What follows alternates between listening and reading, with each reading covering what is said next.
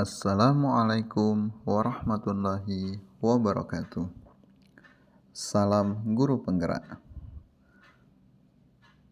Perkenalkan, nama saya Agnes Freddy SPD IGR, calon guru penggerak angkatan ke-8 dari Kabupaten Rejang Lebong. Pada video kali ini saya akan membahas koneksi antar materi modul 1.4 budaya positif. Kesimpulan mengenai peran saya dalam menciptakan budaya positif di sekolah. Seorang guru yang baik harus memiliki kemampuan dalam mewujudkan budaya positif di sekolah. Budaya positif tersebut dapat dijalankan dengan menerapkan konsep-konsep inti seperti disiplin positif, memahami motivasi perilaku manusia berkait dengan hukuman dan penghargaan, posisi kontrol seorang guru, pembuatan keyakinan kelas, dan penerapan segitiga restitusi dalam penyelesaian masalah. Disiplin positif. Pertama, cara penerapan disiplin mengajarkan anak bertanggung jawab dan menumbuhkan kesadaran diri berdasarkan nilai-nilai kebajikan.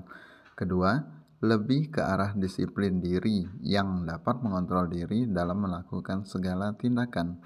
Ketiga, dapat membuat murid memahami dan menyadari berdasarkan motivasi internal, bukan akibat paksaan, pujian, atau hukuman. Kedua, motivasi perilaku manusia, yaitu untuk menghindari ketidaknyamanan atau hukuman, untuk mendapatkan imbalan atau penghargaan dari orang lain, untuk menjadi orang yang mereka inginkan dan menghargai diri sendiri dengan nilai-nilai yang mereka percaya. Dua tujuan di awal motivasi perilaku manusia adalah merupakan motivasi eksternal. Sedangkan motivasi internal yaitu untuk menjadi orang yang mereka inginkan dan menghargai diri sendiri dengan nilai-nilai yang mereka percaya, yaitu hindari hukuman dan pemberian penghargaan berlebihan agar minimalisir motivasi eksternal dalam diri murid. Berikutnya, posisi kontrol seorang guru terdiri dari sebagai penghukum, pembuat rasa bersalah, teman, pemantau, dan manajer. Adapun posisi kontrol seorang guru yang kita harapkan yaitu sebagai manajer adalah guru berbuat sesuatu bersama murid, mempertanggungjawabkan perilakunya, dan mendukung murid agar dapat menemukan solusi atas permasalahannya sendiri. Kedua, posisi guru manajer mengacu pada restitusi yang menjadikan murid sebagai manajer bagi dirinya sendiri sehingga tercipta identitas positif atau berhasil pada diri murid. Berikutnya adalah keyakinan sekolah atau kelas. Pertama, guru berperan dalam mewujudkan terbentuknya keyakinan sekolah atau kelas dengan adanya kesepakatan antara guru dan murid. Kedua, keyakinan sekolah atau kelas berupa pernyataan universal yang mudah diingat, dipahami, dan harus diterapkan dalam lingkungan sekolah. Selanjutnya, segitiga restitusi dalam penyelesaian masalah. Guru yang berperan sebagai manajer menggunakan segitiga restitusi dalam penyelesaian masalah melalui 3 tahapan, yaitu menstabilkan identitas, validasi tindakan yang salah, dan menanyakan keyakinan. Tujuannya adalah menghasilkan murid yang mandiri dan bertanggung jawab.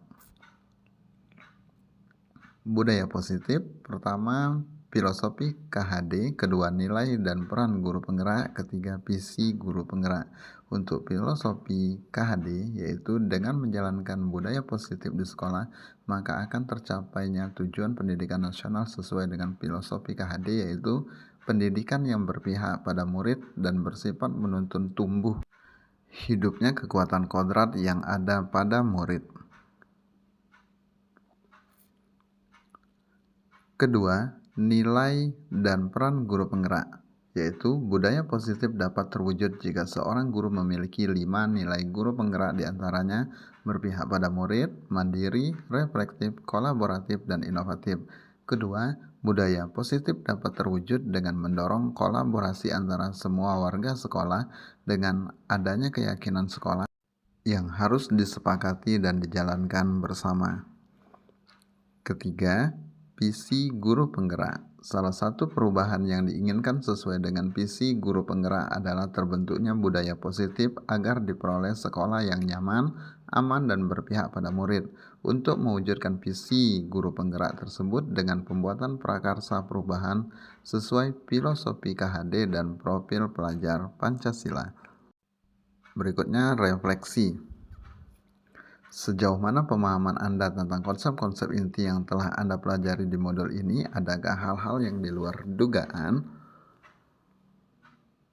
Saya sudah memahami konsep-konsep inti dalam modul budaya positif berkaitan dengan disiplin positif, teori kontrol, teori motivasi, hukuman dan penghargaan, posisi kontrol guru, kebutuhan dasar manusia, keyakinan kelas, dan segitiga restitusi.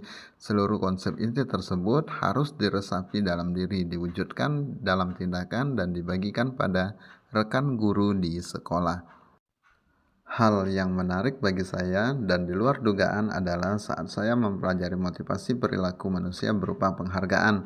Ternyata penghargaan dapat berdampak kurang baik bagi murid, diantaranya dapat merusak hubungan, mengurangi ketepatan, menurunkan kualitas, mematikan kreativitas, dan bersifat menghukum.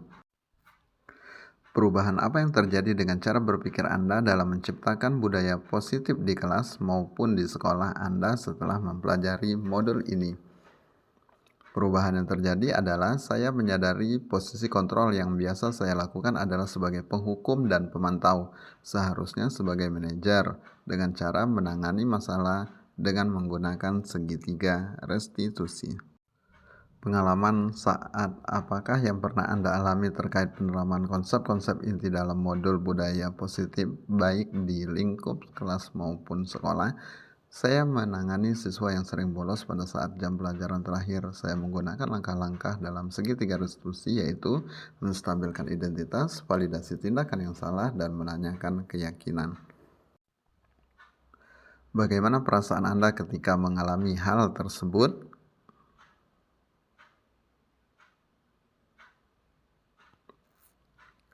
Perasaan saya sangat termotivasi untuk terus memperbaiki diri sesuai dengan nilai-nilai budaya positif di sekolah.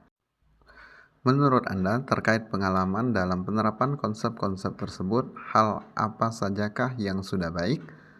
Adakah yang harus saya perbaiki?